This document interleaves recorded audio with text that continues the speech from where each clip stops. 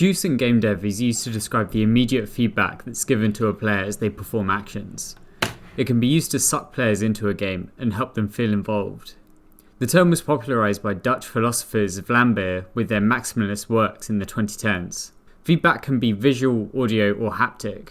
Usually feedback is scaled to how important the input or action is, but we can tune this curve, so that in a high juice game, even small inputs can produce large amounts of feedback to the player. We want to reward players for their input and kind of encourage them to interact and play around with the game. And also feedback is truly unique to games as an art form. In 2021, I entered Ludum Dare 49, a game dev competition where you have to complete your game in 2 days. Hunched over the kitchen table late at night, the theme was announced as Unstable.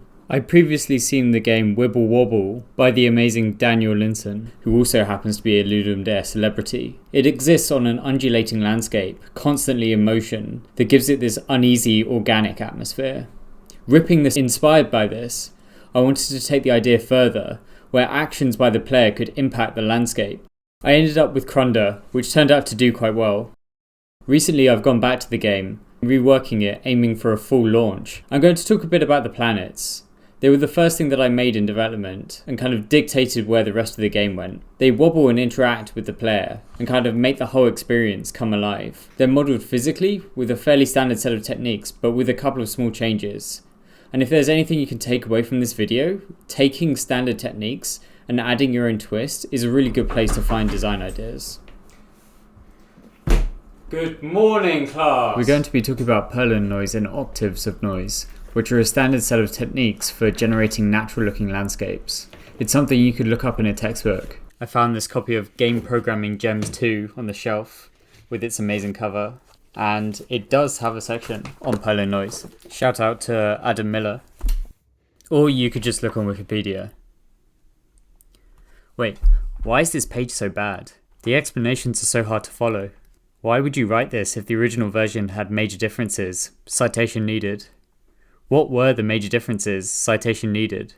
Oh wait, some of that was me, wasn't it? Okay, so I've broken the game down to its simplest building blocks in this mock-up. We have a planet, we have a couple of prop objects attached to it, and we have the player.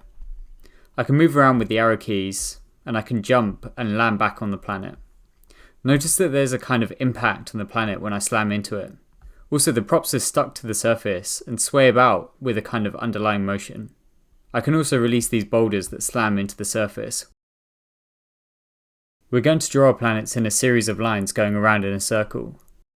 To do this, we need to be able to sample the radius at a given angle. This will also be useful if you want to collision test our planet and know if something has gone below the surface. The radius will come in 2 parts. Some static part that comes from how big we want the planet to be, and a varying part coming from the landscape of the surface.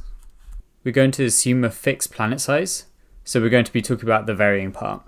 We can start on a simpler problem. How do we form a flat line into an interesting height map? We first sample random points at intervals along a line. For now we're using straight lines or linear interpolation. And this is what we mean by Perlin noise. It looks quite simple in this case on a straight line, but it gets more complicated if you want to do 2D terrain or clouds or volumes. On its own we get this kind of janky shape, so let's look at improving that.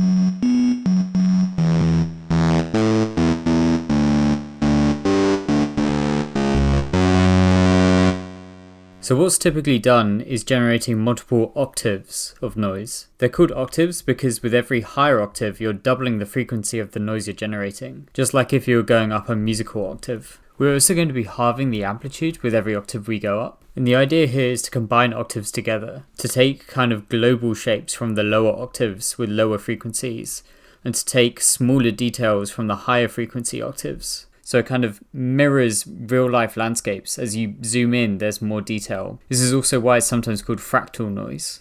So you can see as we lay them together here, our result looks a lot better, a lot more natural. Maybe a little bit more. Yeah, so.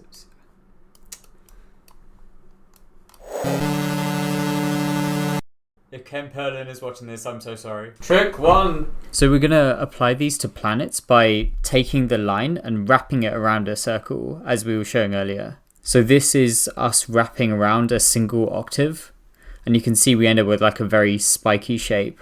And here we're wrapping around the 3 octaves combined together. Trick 2. We want our planet surface to move under the player, and we're going to do this by sine waves. And so here we have a simple oscillator moving forward with time, drawing out a sine wave. We want to take a bunch of these sine waves and combine them together for our planet surface. I won't bore you, but a cool maths fact is that if we stack multiple sine waves together with the same frequency, but with different offsets, when you combine them, they produce another sine wave. This isn't a proof, but you can build some kind of an intuition from this view, where we lay them tip to toe. You can see them all rotating around together. And this is the view from before, but with the innermost oscillator mapped to the arrow keys.